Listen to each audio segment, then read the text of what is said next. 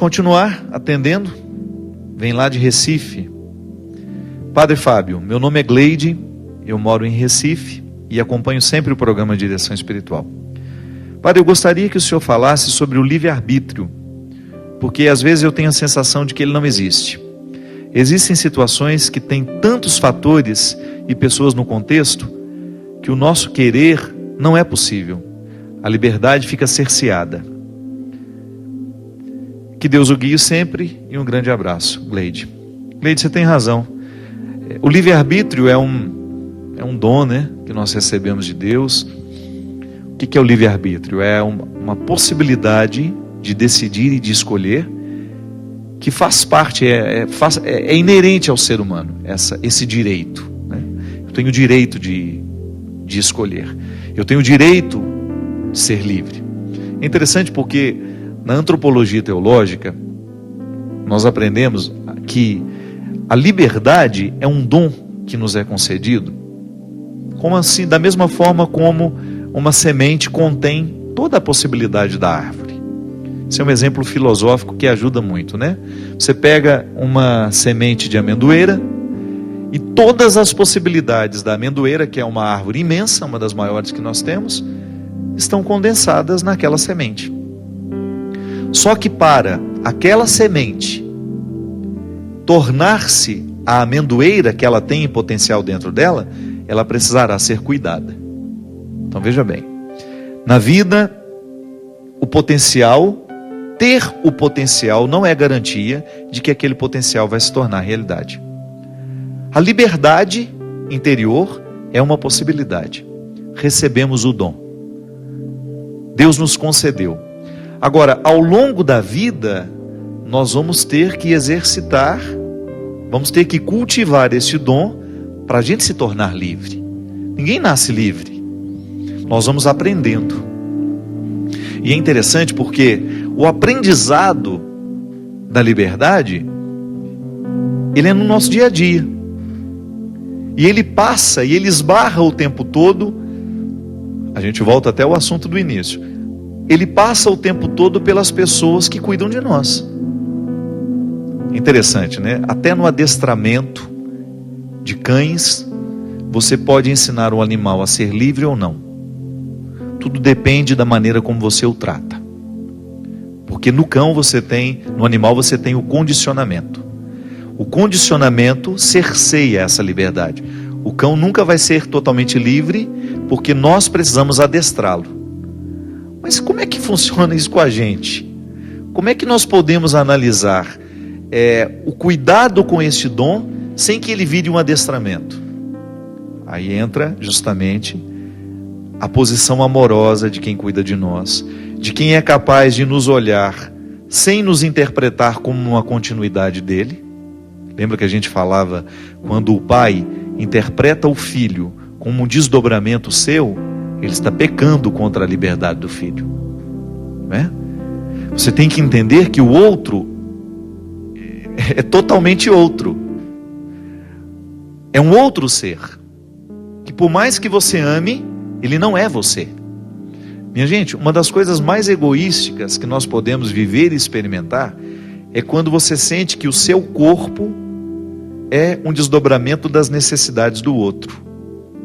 Que o outro enxerga em você não um outro ser humano, mas ele enxerga em você alguém que vai viver para satisfazê-lo. A escravidão era isso. O escravo era visto como um corpo que não era importante, nem achava que tinha alma, para justificar justamente a instrumentalização do outro. Quando você tem um ser humano instrumentalizado, e aí nós temos aquela relação que Levinas chamava de objetal, né? E os humanistas trabalharam bem isso dentro da filosofia. Emmanuel Levinas é um judeu que tem uma análise maravilhosa, é um grande filósofo que faz uma leitura da alteridade. O que é alteridade? É o totalmente outro, é aquele que está à minha frente e que não pode ser abarcado em todos os seus significados. A filosofia de Levinas, ela é altamente respeitosa, ela diferencia o tempo todo para que o outro tenha o direito de ser livre, de ser quem ele é. Eu não vou ficar falando dessa filosofia porque ela é muito complicada, mas vamos falar de uma maneira mais simples que nós possamos entender isso. O outro, quando ele é desconsiderado na sua humanidade, ele acaba sendo um escravo. Ele vive a condição de escravo. Mas ele não tem o dom do livre-arbítrio? Tem. Só que esse dom foi negado, não foi ensinado para ele. A criança que nascia escrava, ela já ia recebendo os ensinamentos do pai e da mãe. Você é escravo, você vive para poder servir o outro, você não tem muito valor, o seu valor só é enquanto você serve para alguma coisa. Graças a Deus, nós já não temos mais isso. Muito embora em alguns lugares do mundo esse regime ainda possa até acontecer de maneira velada, mas existe muitas vezes o trabalho escravo.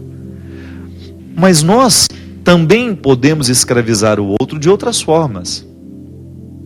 Nós também podemos retirar do outro o poder de decidir. Como? Quando nós desconsideramos o respeito por ele.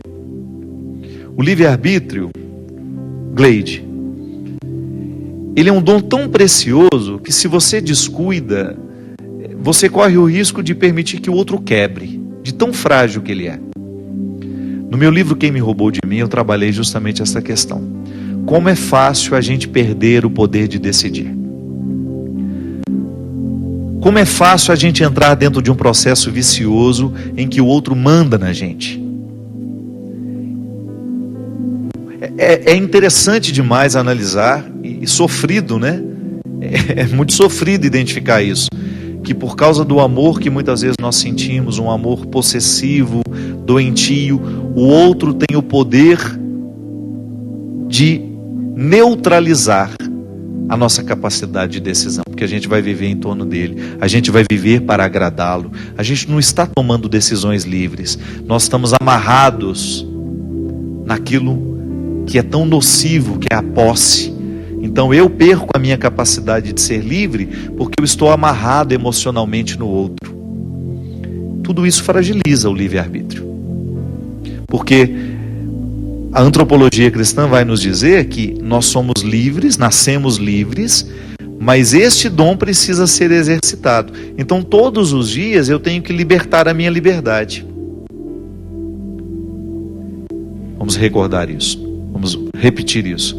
Todos os dias eu preciso libertar a minha liberdade. Eu preciso reassumir o meu compromisso comigo. Eu preciso passar uma faxina, né? Passar o pente fino nos meus relacionamentos para descobrir, será que um deles está me escravizando? Será que esse meu amigo me escraviza ou ele me liberta? Será que o meu relacionamento com o meu marido, o amor que eu digo sentir por ele, é de escravidão ou é de libertação? Será que o amor que eu tenho pelos meus filhos, ele escraviza ou ele liberta? É uma análise dolorosa de ser feita, porque muitas vezes nós vamos chegar à conclusão de que, em nome do amor, nós retiramos do outro a capacidade de escolher. Por exemplo, uma outra forma de perder o livre-arbítrio é a droga. Você tem ali uma pessoa que de repente aos 15 anos de idade fuma o primeiro cigarro de maconha.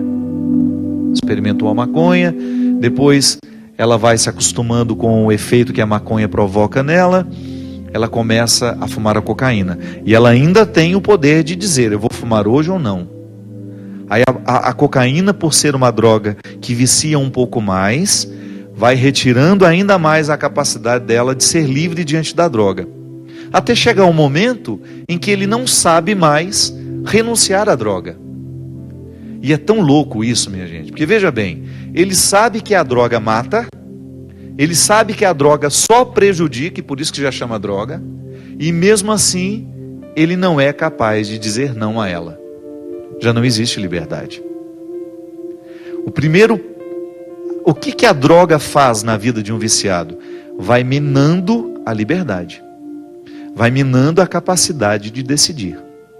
E aí você tem, eu não preciso nem dizer, você vê aí na sua rua, você tem dentro da sua casa, você tem dentro da sua família, pessoas que estão amarradas, que perderam a capacidade de serem livres, que estão viciadas, que estão se destruindo, porque a droga, gente, ela gera uma série de problemas sociais. A violência está diretamente ligada ao vício. Os traficantes que mantêm, os traficantes não são viciados, eles não são bobos. Você acha que traficante é viciado? Não, eles querem viciar o outro. E ele vai gozar do dinheiro que ele rouba do outro. Porque quanto mais ele vicia, mais ele vai ter a dependência, mais ele vai ter o consumidor. E ele vai recebendo. O álcool faz a mesma coisa, minha gente. Vai retirando a capacidade de decidir. Então o livre-arbítrio, ele precisa ser cuidado como uma joia que você tem e que você faz de tudo para que não seja exposta ao perigo. Fique atento a tudo aquilo que pode cercear sua capacidade de decidir. Isso é evangélico, né?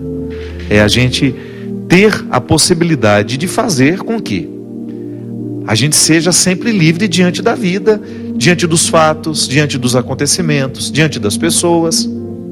Porque essa liberdade é que qualifica. É essa liberdade que nos dá satisfação.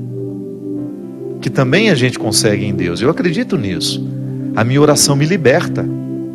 Como? Jesus dizia: a verdade vos libertará. Onde é que eu encontro essa verdade? Conheço Jesus, descubro nele um modelo de vida que me inspira, mergulho no mistério dessa verdade e começo a permitir que essa verdade venha iluminar as minhas mentiras. Eu olho para a coerência de Jesus e começo a iluminar as minhas incoerências. E aí eu tenho o caminho a ser seguido. Então, da minha incoerência à coerência de Jesus, há um caminho a ser traçado, a ser andado. Eu vou andar essa distância. Então eu vou me exercitar todos os dias para que não prevaleçam as minhas incoerências, mas prevaleça a coerência de Jesus. Conheço a sua palavra, eu leio os evangelhos, eu descubro como pensava Jesus e quero pensar assim também. Não é assim que a gente se identifica? Não é assim que você admira o outro e acaba querendo ser um pouco como o outro é? Só que nesse caso, nós estamos falando de uma adesão existencial, não é só admirar. A proposta de Jesus é revolucionária e a primeira revolução que ela faz é na nossa vida. Então eu olho para as minhas misérias e a partir da proposta de Jesus, começo a trabalhar as minhas misérias. Eu olho para as minhas imaturidades e vou buscar a maturidade que eu vejo nele. E minha gente, Jesus foi livre, livre, livre. Se você pega os evangelhos, Jesus em nenhum momento está amarrado ao poder. Jesus em nenhum momento está amarrado às pessoas. Jesus em nenhum momento está amarrado à própria autoridade que ele tinha. Ele era livre. E ele ensinava o tempo todo a liberdade. E nunca imposição. Nunca havia uma imposição na sua fala. É se você quiser, se achar que é melhor. Essa proposta, através da proposta, ele motivava o outro a ser um seguidor. E quando a gente encontra alguém que nos faz livres, nós não queremos mais ficar longe dele. Quando nós encontramos amigos de verdade, que provocam dentro de nós essa sensação de ser livre, de você não querer o que é ruim, de optar livremente por aquilo que é bom, meu Deus do céu, isso não tem preço. Quando você encontra um modelo educacional que provoca isso no seu filho, que faz o seu filho ser livre para optar por aquilo que realmente é melhor, seu filho ser capaz de dizer: eu não quero me drogar, eu quero estudar, eu quero ser alguém na vida, eu quero lutar, eu quero trabalhar. Não tem preço isso. Você sabe que o outro está bem encaminhado, não é? A bem-aventurança? Estar bem-aventurado é estar bem encaminhado. E isso não tem preço. É uma satisfação quando você descobre que o seu filho foi educado para ser livre. Eu não preciso ficar proibindo, eu não preciso fazer cercas. O meu filho sabe o que é bom. Meu filho aprendeu a apreciar as coisas boas da vida, e isso o tornou livre. Ele não ficou amarrado. Ele foi educado de um jeito que o espírito está liberto, e com isso as escolhas da vida serão sempre mais saudáveis. É o que nós precisamos, minha gente. Todo santo dia nós precisamos olhar para nós mesmos e reconhecer: eu estou livre, eu estou preso, onde é que eu estou preso, e o que eu preciso fazer para que essa liberdade volte a ocupar o meu coração. Porque sem liberdade não há felicidade, não há realização humana. Por isso, o seu compromisso com você é, diariamente, libertar a sua liberdade, à luz do céu, à luz de Deus. Que a sua religião, que a sua opção por Jesus lhe faça querer esta liberdade todos os dias, para que você não aprisione pessoas, nem seja aprisionada por elas, para que você não seja vítima das suas mesquinharias e nem seja vítima das mesquinharias do outro. Porque o homem livre, a mulher livre, na hora que esbarra na mesquinharia do outro, grita a sua alforria e vai dizer, vai estabelecer: aqui neste espaço eu não permito que escravidões sejam colocadas como propostas de vida. Não queremos ser escravos, queremos ser livres. É o que eu desejo a você. Porque se Deus quer a sua liberdade, se Deus o tempo todo nos motiva a viver essa liberdade, é nossa resposta amorosa de querer essa liberdade, motivando-a com as nossas atitudes, com as nossas escolhas. Obrigado pela companhia, obrigado pela confiança. Que Deus abençoe você, sua família, e lhe dê cada vez mais o cuidado com a sua liberdade. Ele que é Pai, Filho e Espírito Santo. Amém.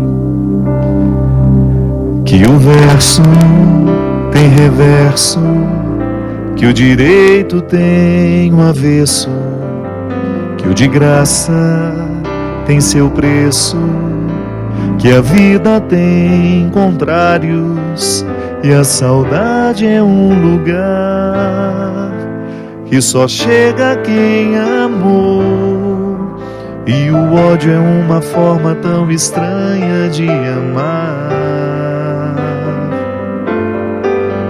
Que o perto tem distâncias, que o esquerdo tem direito, que a resposta tem pergunta e o problema solução, e que o amor começa aqui, no contrário que há em mim, e a sombra só existe quando brilha alguma luz.